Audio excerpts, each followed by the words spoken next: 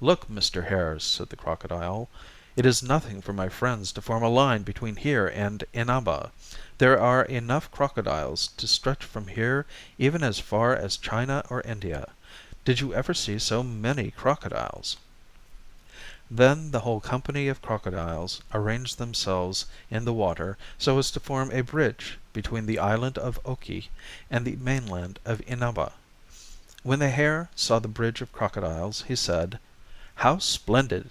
I did not believe this was possible. Now let me count you all.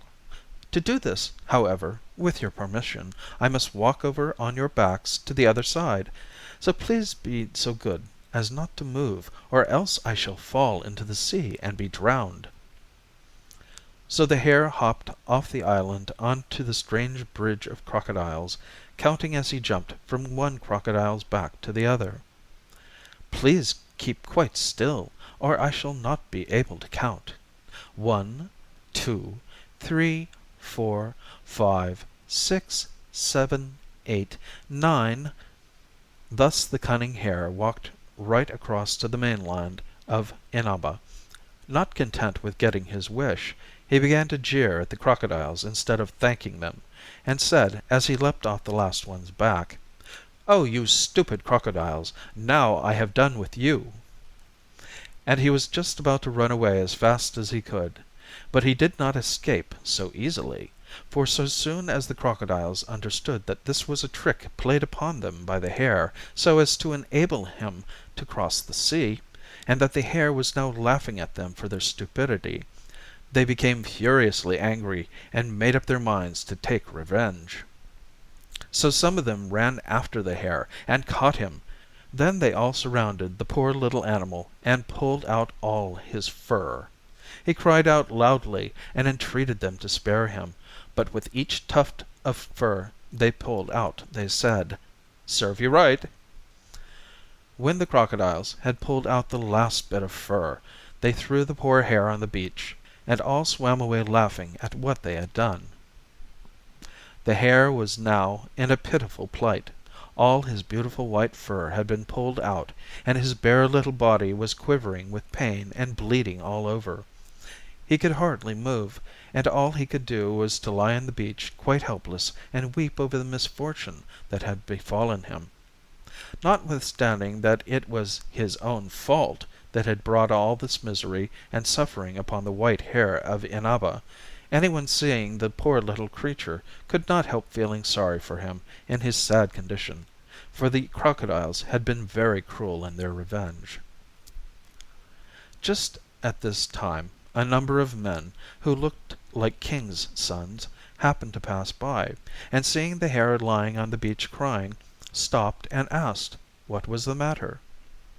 The Hare lifted up his head from between his paws and answered them, saying, "I had a fight with some crocodiles, but I was beaten, and they pulled out all of my fur and left me to suffer here.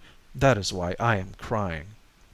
Now one of these young men had a bad and spiteful disposition, but he feigned kindness and said to the Hare, "I feel very sorry for you.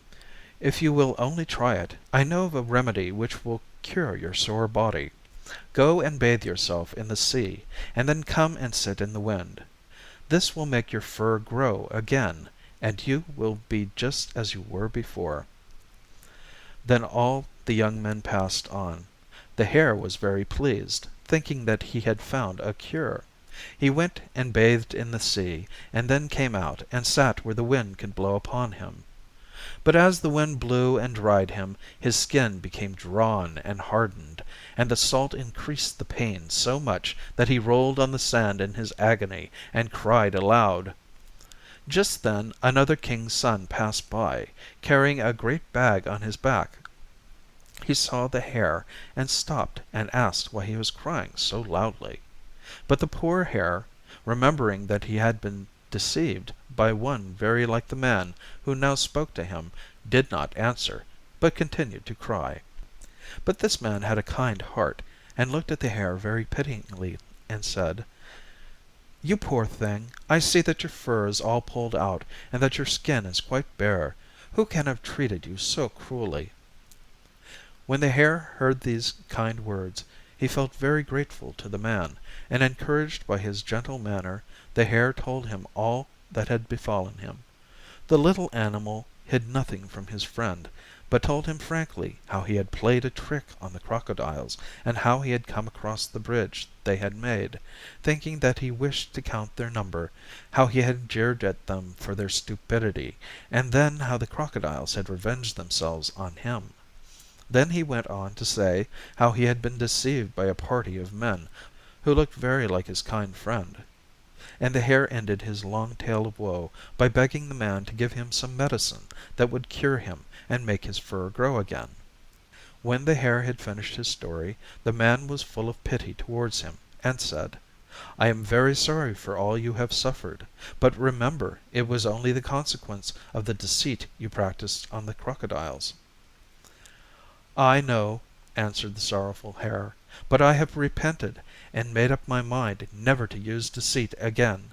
So I beg you to show me how I may cure my sore body and make the fur grow again." "Then I will tell you of a good remedy," said the man. "First go and bathe well in that pond over there, and try to wash all the salt from your body. Then pick some of those kaba flowers that are growing near the edge of the water. Spread them on the ground and roll yourself on them. If you do this, the pollen will cause your fur to grow again, and you will be quite well in a little while." The Hare was very glad to be told what to do so kindly.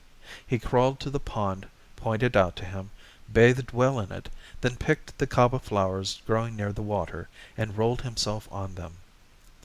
To his amazement, even while he was doing this, he saw his nice white fur growing again. The pain ceased, and he felt just as he had done before all his misfortunes. The Hare was overjoyed at his quick recovery, and went hopping joyfully towards the young man who had so helped him, and kneeling down at his feet said, "I cannot express my thanks for all you have done for me.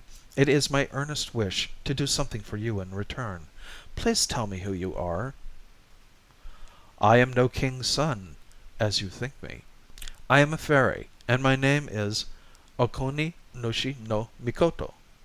And those beings who passed here before me are my brothers. They have heard of a beautiful princess called Yakami, who lives in this province of Inaba, and they are on their way to find her and to ask her to marry one of them. But on this expedition I am only an attendant, so I am walking behind them with this great big bag on my back." The Hare humbled himself before this great fairy, Okuni nushi no Mikoto, whom many in that part of the land worshipped as a god. "Oh, I did not know that you were Okuni nushi no Mikoto. How kind you have been to me. It is impossible to believe that that unkind fellow who sent me to bathe in the sea is one of your brothers. I am quite sure that the princess, whom your brothers have gone to seek, will refuse to be the bride of any of them, and will prefer you for your goodness of heart. I am quite sure that you will win her heart without intending to do so, and she will ask to be your bride." Okuni nushi no Mikoto took no notice of what the Hare said, but bidding the little animal good bye, went on his way quickly, and soon overtook his brothers. He found them just entering the princess's gate. Just as the Hare had said, the princess could not be persuaded to become the bride of any of the brothers, but when she looked at the kind brother's face, she went straight up to him and said, "To you I give myself." And so they were married. This is the end of the story. Okuni nushi no Mikoto is worshipped by the people in some parts of Japan as a god, and the Hare has become famous as the White Hare of Inaba. But what became of the crocodiles nobody knows.